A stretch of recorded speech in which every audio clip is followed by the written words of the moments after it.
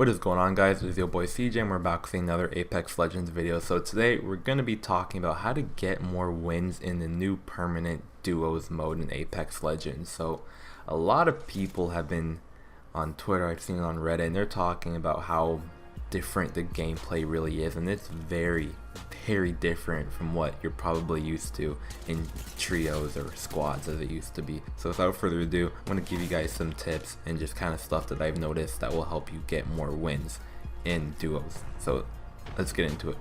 The first thing you want to remember is that there's going to be a lot more squads in duos compared to trios. In a full match of trios, there's about 21 squads if they're all full, but in a full match of duos there's 32, so you're going to be dealing with a lot more people. So when you're dropping in these hot zones like Fragment or Sorting Factory or wherever that's hot, expect to go against a lot more players. So it's very easy to get overwhelmed, but don't try to play it the same way you would play trios, because the moment that you start shooting in Fragment with all these squads, you're gonna be the first person that they come after. So keep that in mind. There's just because you see, you know, the same amount of maybe like 4 or 5, maybe 6 people dropping, normally you wouldn't worry about that in trios, but that's like almost 3 to 4 different squads that you're going to be dealing with. So keep that in mind versus the regular, you know, 1 or 2 squads that you may see. And that's going to get me to like my real first point, which is looting. Now normally in trios, if you're trying to play aggressive or whatever, you drop down,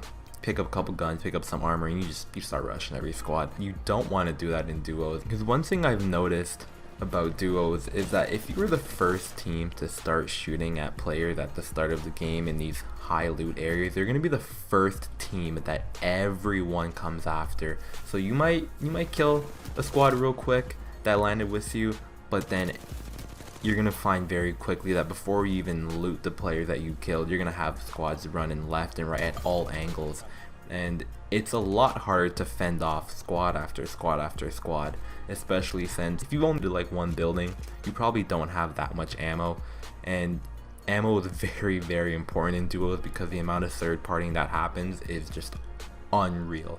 So just keep that in mind. Take the extra time to loot, because if you take that extra time, there's going to be another squad that most likely ends up fighting, so you have a better idea of what's actually going on, so then you can actually go and proceed into that fight if you want to go and third party it, or you just want to rotate or have a better idea of where to rotate from where you're currently at on the map. So just keep that in mind. Take the extra time to loot. You want to get all that ammo, you want to get all the shields you can, you want to make sure you have everything that you need before you end up getting overwhelmed by all the bodies that will come after you if you're the first team to start shooting.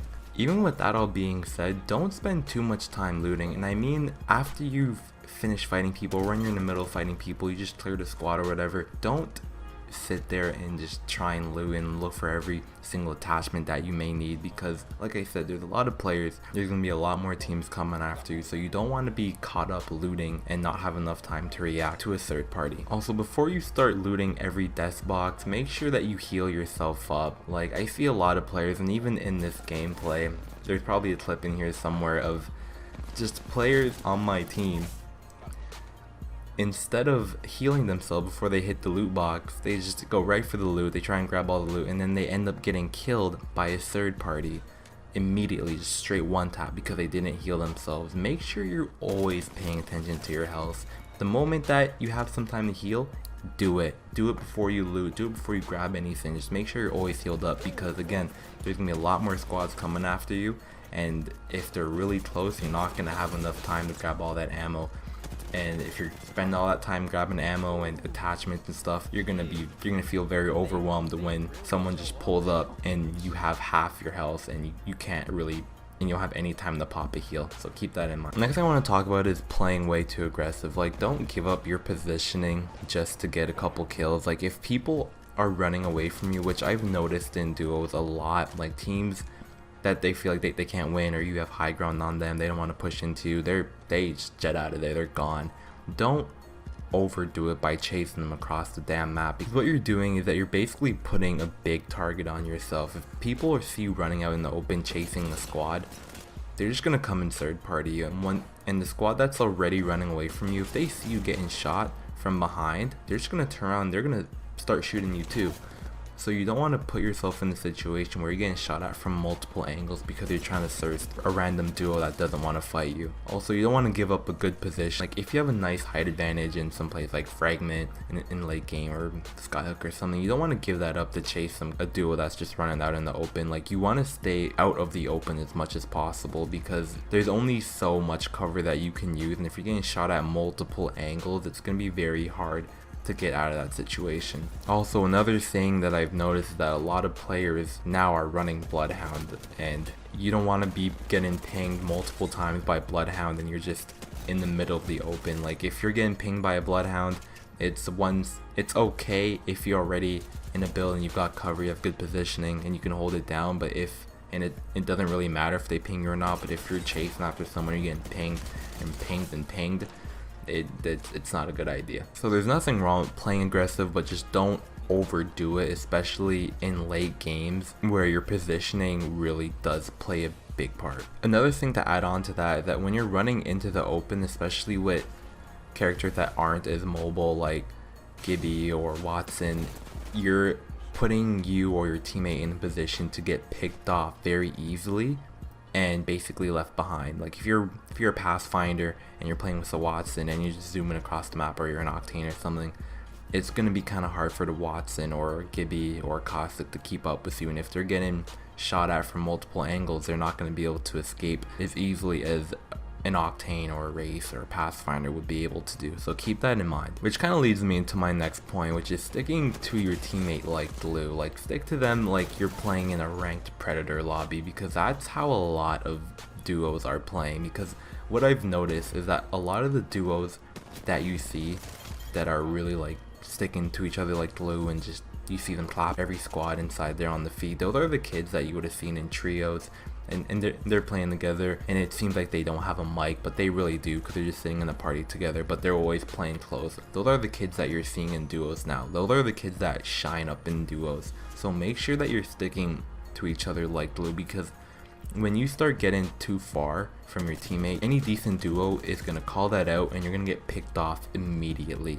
And when you get that first kill in a 2v2, that's so game changing, because that's when the duo starts to panic and they don't really know what to do, especially if they're not a character that knows how to get away, or they can't really do much as far as healing or something like that. So just keep that in mind, stick to each other like glue so you don't get picked off very easy. And when you have that communication going and you're sticking together, it's very easy to pick off random duos, like the ones that just are randomly matchmaked and they don't stick together. Those are the teams that you're going to be able to just wipe through. Which is actually going to lead me to my last point, and I think this is something I should have mentioned at the start of the video. I'm actually going to make another video talking about this in more detail, but your character selection and your character synergy that you have going on with your duo is very, very important, because the classes are necessarily useless or not good. They just aren't as useful as they would be in squads. So just keep that in mind. Like just really think about the duo synergy you got going on. Like I see people running Pathfinder and Octane together, and that shit is deadly. Like there's a lot of different duo legend combos that really work, but just keep in mind that there are some that just don't really work as good as they would.